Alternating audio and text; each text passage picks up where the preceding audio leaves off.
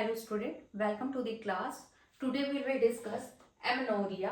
हम ओबीजी का टॉपिक अभी पढ़ रहे हैं। ओबीजी के टॉपिक में हमारा फर्स्ट डिसऑर्डर है आपका एमनोरिया। अगर आपको कोई भी डाउट होता है तो आप मुझे कमेंट बॉक्स में पूछ सकते हो। मेरे चैनल को लाइक, सब्सक्राइब एंड शेयर कर दीजिए। चलो देखते हैं हम एमनोरिया क्या बोला है introduction. Amenorrhea is a common gynecological condition characterized by the absence of menstrual period in women of reproductive age। ठीक है, मैंने इसका मेडिकल टर्म्स में बताया हुआ है एमनोरिया का, मेरे प्रीवियस वीडियो में जाके चेक कर सकते हैं।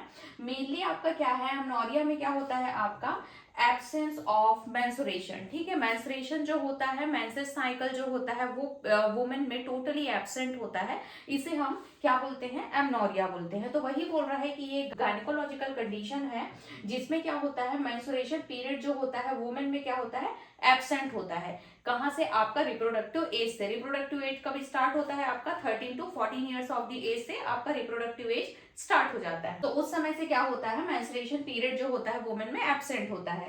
फिर आता है इट में occur due to physiological, hormonal, anatomical और पैथोलॉजिकल कॉजेज। ठीक है, इसमें क्या होता है, ये क्यों हो सकता है वुमेन में, फिजियोलॉजिकल कंडीशन या फिर हार्मोनल या एनाटॉमिकल या पैथोलॉजिकल कंडीशंस में अगर कोई एबनॉर्मलिटीज आ गई है तो उस एबनॉर्मलिटीज के कारण ही जो वुमेन का मेंस्ट्रुएशन पीरियड है वो स्टॉप हो जाएगा। फिर आता है आपका understanding amenorrhoea is important for nurses.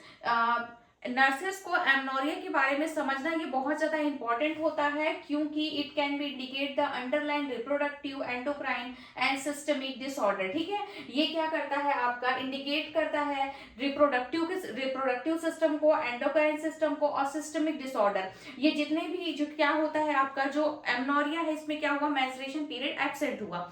Menstruation period जो है वो एब्सेंस हो रहा है, उसका एब्सेंट हो रहा है। तो वो क्यों हो रहा है, उसका मेन कॉजेज है आपका फिजियोलॉजिकल, हार्मोनल, एनाटॉमिकल या पैथोलॉजिकल। बॉडी में अगर किसी भी तरह से किसी भी तरीके से रिलेटेड, अगर फिजियोलॉजिकली मतलब उसके बॉडी में कोई ऐसा ऑर्गन है वो प्रॉपरली फंक्शन नहीं कर पा रहा है या प्रॉपरली नहीं बना हुआ है, अगर बॉडी में एंडोक्राइन सिस्टम में प्रॉब्लम है मतलब हार्मोनल इंबैलेंस है, एनाटॉमिकली प्रॉब्लम है या फिर पैथोलॉजिकली प्रॉब्लम है पेशेंट को, वुमेन को, तो उस कंडीशन में मेंस्ट्रुएशन प्रॉपरली नहीं हो पाएगा। तो वो चीजों को समझने के लिए आपका नर्सेस का एमनोरिया समझना बहुत इंपॉर्टेंट है, क्योंकि ये आपके बॉडी के पूरे सिस्टम को, रिप्रोडक्टिव, एंडोक्राइन और सिस्टमिक डिसऑर्डर मतलब ऑल ओवर बॉडी के डिसऑर्डर को समझने का इंडिकेट करता है अगर मेंस्ट्रुएशन प्रॉपरली नहीं आया है वुमेन को तो।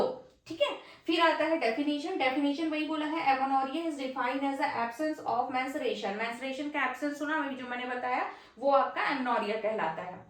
टाइप्स में आते हैं, दो टाइप के होते हैं आपका। फर्स्ट होता है प्राइमरी एमनोरिया, दूसरा होता है secondary amenorrhoea. Primary amenorrhoea, primary amenorrhoea क्या है आपका, failure to start menstruation by the age of 15 years in girls. ठीक है, क्या होता है, मेंस्ट्रुएशन जो स्टार्ट होता है 15 साल की लड़कियों को, जब मेंस्ट्रुएशन स्टार्ट होता है तो वो स्टार्ट नहीं हो पाता, फेल हो जाता है।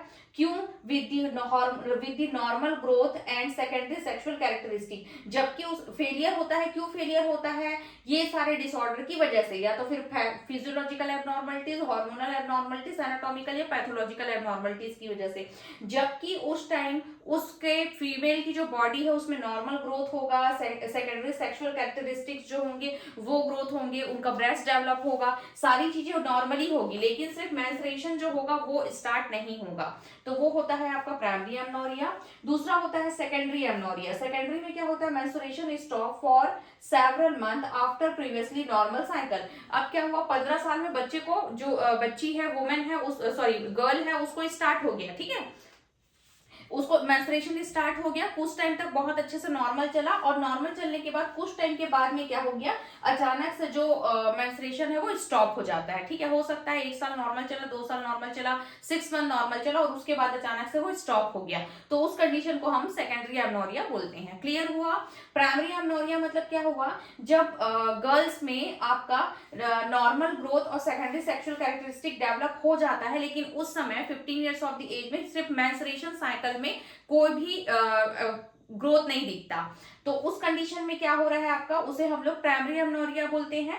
और दूसरा होता है सेकेंडरी एमनोरिया। इसमें क्या होता है, मेंस्ट्रुएशन साइकिल स्टार्ट तो हो जाता है, नॉर्मली चलता भी है, लेकिन कुछ समय के बाद वो स्टॉप हो जाता है, तो उसे हम सेकेंडरी एमनोरिया बोलते हैं। नेक्स्ट है आपका रिस्क फैक्टर। रिस्क फैक्टर में क्या बोला है, क्या क्या रिस्क हो सकते हैं एमनोरिया के। तो पहला है आपका family history of menstruation disorder. ठीक है, अगर फैमिली में अगर उनकी दादी या फिर उनकी मम्मी किसी को भी अगर मेंस्ट्रुएशन का डिसऑर्डर का अगर उनको प्रॉब्लम है, वो हिस्ट्री है, तो उस कंडीशन में भी आ सकता है बच्ची को। फिर आता है ईटिंग डिसऑर्डर। ईटिंग डिसऑर्डर में अगर उसे एनोरेक्सिया है या बुलिमिया है, तो उस कंडीशन में वो प्रॉपरली खाना नहीं खाएगी। हो सकता है किसी भी वजह से कि उसको सेल्फ इमेज का बॉडी इमेज के लिए कर रही है ये सारी चीजें, या उसे पहले से ही ऐसा कुछ लग रहा है कि उसको ईटिंग डिसऑर्डर है। ठीक है, तो उस कंडीशन में भी प्रॉपरली हो सकता है वो पहले से ही खाना अच्छे से नहीं खाती हो, उसको लेस इंटरेस्ट हो उस पे, या फिर किसी भी तरीके से अगर वो नहीं खा रही है, तो उस कंडीशन में भी बॉडी में प्रॉपर न्यूट्रिशन वगैरह नहीं पहुंच पा रहा है, तो उस कंडीशन में भी मेंस्ट्रुएशन प्रॉपरली नहीं आएगा। फिर आता है आपका एक्सेसिव फिजिकल एक्सरसाइज। बहुत ज्यादा अगर फिजिकल एक्सरसाइज हो रहा है, तो बॉडी में हो सकता है कुछ ऐसे चेंजेस आ गए, हार्मोनल चेंजेस आ गए, उस कंडीशन में नहीं आएगा। फिर आता है low body weight and obesity. Body weight एकदम लो है या फिर ओबेसिटी बहुत ज्यादा, मतलब ओबेसिटी है, फैट्स बहुत ज्यादा हो गए हैं। फिर आता है क्रोनिक इलनेस। लंबे समय तक अगर उसे कोई ऐसी बीमारी है, हो सकता है उसे न्यूट्रिशन डेफिशिएंसी की वजह से प्रॉब्लम हो रहा हो, या फिर उसको हो सकता है कि कुछ ऐसी बीमारी हो जिसकी वजह से ब्लड का प्रोडक्शन प्रॉपरली नहीं हो पा रहा हो, तो एनीमिया वगैरह के कंडीशन में, तो उस कंडीशन में भी मेंस्ट्रुएशन प्रॉपरली नहीं आएगा।